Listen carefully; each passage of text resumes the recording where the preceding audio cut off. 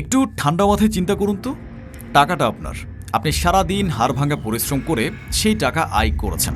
সেই টাকা আপনি একটি অ্যাকাউন্টে জমা রেখেছেন, কিন্তু দিন শেষে আপনার নিজের টাকা নিজের পকেটে ঢোকাতে গেলে আপনার জরিমানা দিতে হচ্ছে হাজারে প্রায় ১৯ টাকা। আপনি কি জানেন, ঠিক এই মুহূর্তে আমাদের পাশের দেশ ভারতে ইউপিআই বা ইউনিফাইড পেমেন্ট ইন্টারফেসের মাধ্যমে প্রতিদিন কোটি কোটি টাকার লেনদেন হচ্ছে সম্পূর্ণ ফ্রিতে। কোনো ক্যাশ আউট চার্জ নেই, কোনো স্যান্ড মানি ফি নেই। অথচ বাংলাদেশে মোবাইল ফাইন্যান্সিয়াল সার্ভিস বা মোবাইল ব্যাংকিং চার্জ পুরো বিশ্বের মধ্যে অন্যতম সর্বোচ্চ। সবাই মনে করে মোবাইল ব্যাংকিং আমাদের জীবন সহজ করে দিয়েছে, কিন্তু আজ বিজনেস ম্যানিয়ার এই এক্সক্লুসিভ মাস্টার ক্লাসে আমরা রিয়েল লাইফ ডেটা দিয়ে প্রমাণ করব যে এটি কোনো ফিনটেক রেভুলেশন নয়, এটি হলো সাধারণ মানুষের পকেট কাটার একটি লিগ্যাল টোল প্লাজা। আজ আমরা ডিকোড করব ফিনটেক ইন্ডাস্ট্রির সবচেয়ে ডার্ক এবং গোপন ফাইন্যান্সিয়াল মেকানিজম, যাকে বলা হয় দ্য ফ্লোট মানি মনোপলি। আমরা অঙ্ক করে দেখিয়ে দেব এজেন্টদের কমিশনের যে অজুহাত আপনাকে দেয়া হয় তার আড়ালে কিভাবে আপনার জমানো টাকার উপর ট্রিলিয়ন টাকার সুদ বা ইন্টারেস্ট খাচ্ছে এই কর্পোরেট কোম্পানিগুলো। বাংলাদেশের মোবাইল ব্যাংকিংয়ের মডেলটিকে ফাইন্যান্সিয়াল ভাষায় বলা হয় দ্য টোল প্লাজা মডেল। আপনি যখন একটি টোল হাইওয়েতে ওঠেন তখন আপনাকে টাকা দিতে হয়। আপনি যখন নিজের অ্যাকাউন্টে টাকা ঢোকান, মানে ক্যাশ ইন করেন, তখন হয়তো আপনার সরাসরি খরচ হয় না, কিন্তু আপনি সিস্টেমের ভেতরে প্রবেশ করেন। এরপর আপনি যখন কাউকে টাকা পাঠান, আপনার ব্যালেন্স থেকে ৫ থেকে ১০ টাকা কেটে নেওয়া হয়। আপনি যখন কোনো বিল পে করেন, সেখানেও চার্জ। আর ফাইনালি আপনি যখন সেই টাকাটা বের করতে যান, মানে ক্যাশ আউট করেন, তখন আপনার উপর চালানো হয় সবচেয়ে বড় কোপ, হাজারে ১৮ টাকা ৫০ পয়সা থেকে ১৯ টাকা পর্যন্ত। এখন আপনি বলবেন, কোম্পানিগুলো তো আর দাতব্য প্রতিষ্ঠান নয়, তারা ব্যবসা করতে এসেছে, চার্জ তো নেবেই। তাহলে চলুন ভারতের দিকে তাকাই। ভারতে রিক্সাওয়ালা থেকে শুরু করে বিশাল শপিং মল, সব জায়গায় ইউপিআই কোড স্ক্যান করে পেমেন্ট করা হয়। এক ব্যাংক থেকে অন্য ব্যাংকে, এক ওয়ালেট থেকে অন্য ওয়ালেটে টাকা যায় জিরো চার্জে। কেন? কারণ ভারত সরকার ইন্টারনেট এবং ডিজিটাল লেনদেনকে বেসিক পাবলিক ইনফ্রাস্ট্রাকচার বা মৌলিক অধিকার হিসেবে তৈরি করেছে। তারা মানি লুট মডেলের বদলে ডেটা ড্রিভেন মডেল বানিয়েছে। অথচ বাংলাদেশে মোবাইল ব্যাংকিং কোম্পানিগুলো একটি বদ্ধ ইকোসিস্টেম বা ক্লোজড লুপ তৈরি করে রেখেছে। বিকাশের টাকা নগদে বা রকেটে সহজে বিনা খরচে পাঠানো যায় না। তারা ইচ্ছে করে আপনাকে তাদের নির্দিষ্ট অ্যাপের ভেতরে জিম্মি করে রাখে, যাতে টাকা বের করার সময় তারা ওই ১৮ টাকার টোল বসাতে পারে। কিন্তু এই ক্যাশ আউট চার্জ আসলে তাদের আয়ের মূল উৎস নয়। তাদের আসল খনি লুকিয়ে আছে আপনার চোখের আড়ালে। এবার আসি ফিনটেক ইন্ডাস্ট্রির সবচেয়ে ডার্ক এবং পাওয়ারফুল মেকানিজমে, যাকে বলা হয় ফ্লোট মানি। আপনার মোবাইল ব্যাংকিং অ্যাকাউন্টে এখন কত টাকা আছে?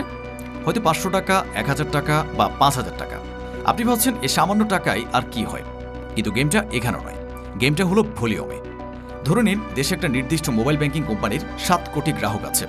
এই ৭ কোটি গ্রাহকের অ্যাকাউন্টে যদি গড়ে মাত্র ৫০০ টাকা করে অলস পড়ে থাকে, তবে মোট টাকার পরিমাণ দাঁড়ায় ৩৫০০ কোটি টাকা। এই বিশাল অঙ্কের টাকাকে বলা হয় ফ্লোট মানি। মোবাইল ব্যাংকিং কোম্পানিগুলো এই টাকা তাদের নিজেদের অফিসে বস্তায় ভরে রাখে না। বাংলাদেশ ব্যাংকের নিয়ম অনুযায়ী এই পুরো টাকাটা তারা বিভিন্ন বাণিজ্যিক ব্যাংকে ট্রাস্ট ফান্ড বা শর্ট টার্ম ডিপোজিট হিসেবে জমা রাখে। আর ব্যাংকগুলো এই হাজার হাজার কোটি টাকার উপর বছরে ৭% থেকে ৯% হারে সুদ বা ইন্টারেস্ট দেয় মোবাইল ব্যাংকিং কোম্পানিগুলোকে। অঙ্কটা বুঝুন, টাকা আপনার। আপনার জমানো টাকার উপর তারা ব্যাংক থেকে প্রতি বছর শত শত কোটি টাকা বিনা পরিশ্রমে আয় করছে। কিন্তু অ্যাকাউন্ট হোল্ডার হিসেবে আপনি কত টাকা ইন্টারেস্ট পান? জিরো, একটা টাকাও না। পৃথিবীর নিয়ম অনুযায়ী যে আপনার টাকা খাটিয়ে লাভ করছে তার উচিত আপনাকে রিওয়ার্ড দেওয়া বা আপনার ট্রানজ্যাকশন ফ্রি করে দেওয়া। কিন্তু আমাদের দেশের সিস্টেমটা এতটাই কাস্টমার শোষক যে তারা আপনার টাকার উপর শত কোটি টাকার সুদও খাচ্ছে। আবার সেই টাকা আপনি নিজের প্রয়োজনে তুলতে গেলে আপনার কাছ থেকে ১৯ টাকা ডাকাতিও করছে। একেই বলে উভয় সংকট বা ডাবল এক্সপ্লয়টেশন। কোম্পানিগুলোর কাছে যখনই এই অতিরিক্ত ক্যাশ আউট চার্জ নিয়ে প্রশ্ন করা হয়, তারা একটি খুব সুন্দর ইমোশনাল শিল্ড বা আবেগী ঢাল ব্যবহার করে। তারা বলে, এই ১৮ টাকার মধ্যে আমরা তো বেশিরভাগ টাকাই আমাদের এজেন্টদের দিয়ে দেয়, যাতে তারা বেঁচে থাকতে পারে। শুনতে খুব ভালো লাগে, তাই না? কিন্তু চলুন এই অ্যানালিটিক্যাল ইলিউশন বা মায়াজালটি একটু ডিকনস্ট্রাক্ট করি। ধরে নিলাম ১৮ টাকা ৫০ পয়সার মধ্যে এজেন্ট পায় ৪ টাকার মতো। বাকি টাকা যায় ডিস্ট্রিবিউটর, টেলিকম কোম্পানি মানে ইউএসএসডি চার্জের জন্য, এবং মোবাইল ব্যাংকিং কোম্পানির পকেটে। প্রথমত, আপনি যখন অ্যাপ ব্যবহার করে ক্যাশ আউট করেন, তখন কোনো টেলিকম ইউএসএসডি বা মেসেজ চার্জ লাগে না। তারপরও অ্যাপ এবং বাটন ফোনের চার্জ প্রায় সমান রাখা হয়েছে। কেন? দ্বিতীয়ত, কোম্পানিগুলো যে বলছে তারা এজেন্টদের বাঁচিয়ে রাখছে, এটি একটি কর্পোরেট সাইকোলজি। এজেন্টরা আসলে তাদের এমপ্লয়ি বা কর্মচারী নয়। এজেন্টরা হলো তাদের ফিজিক্যাল ইনফ্রাস্ট্রাকচার। একটি ব্যাংকে যেমন সারা দেশে হাজার হাজার এটিএম মেশিন বসাতে কোটি কোটি টাকা খরচ করতে হয়, মোবাইল ব্যাংকিং কোম্পানিগুলো সেই খরচ বাঁচিয়ে মুদি দোকানদারকে ব্যবহার করছে এটিএম মেশিন হিসেবে। এজেন্টদের কমিশন দেওয়াটা তাদের কোনো দয়া নয়, বরং নিজেদের এটিএম মেশিন বানানোর খরচ বাঁচানোর একটা ব্রিলিয়ান্ট স্ট্র্যাটেজি। মোবাইল ব্যাংকিং আমাদের ফিনটেক খাতকে অনেক দূরে এগিয়ে নিয়েছে, এতে কোনো সন্দেহ নেই। কিন্তু একটি সার্ভিস যখন মনোপলি বা ডমিনেন্ট পর্যায়ে চলে যায়, তখন রেগুলেটর বা বাংলাদেশ ব্যাংকের দায়িত্ব হলো কাস্টমারদের স্বার্থ রক্ষা করা।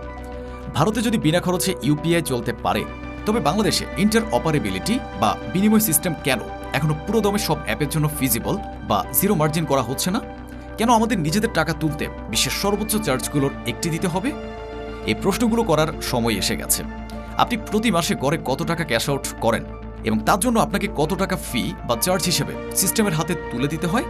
হিসাব করে নিচের কমেন্ট সেকশনে আপনার ডেটা আমাদের সাথে শেয়ার করুন। ভিডিওটি আপনার প্রতিটি বন্ধু এবং আপনার পরিবারের সদস্যদের সাথে শেয়ার করুন, কারণ ফাইন্যান্সিয়াল লিটারেসি বা অর্থনৈতিক সাক্ষরতা ছাড়া এই কর্পোরেট মনোপলি থেকে বাঁচার কোনো উপায় নেই। সিস্টেমের পেছনের আসল কর্পোরেট ব্লুপ্রিন্ট এবং দেশের রিয়েল লাইফ ইকোনমিক স্ক্যান্ডালগুলো সবার আগে ডিকোড করতে সাবস্ক্রাইব করুন বিজনেস ম্যানিয়া চ্যানেল। বেল আইকনটি প্রেস করে রাখুন, কারণ এই ডার্ক ইকোসিস্টেমে ইনফরমেশনই হলো আপনার সবচেয়ে বড় হাতিয়ার। খবরের পেছনের আসল কর্পোরেট মেকানিজম আমরাই তুলে আনি। দেখা হবে আগামী ভিডিওতে নতুন কোনো ইনভেস্টিগেটিভ মাস্টার ক্লাস নিয়ে। ততদিন পর্যন্ত প্রশ্ন করতে শিখুন এবং চোখ রাখুন বিজনেস ম্যানিয়াতে।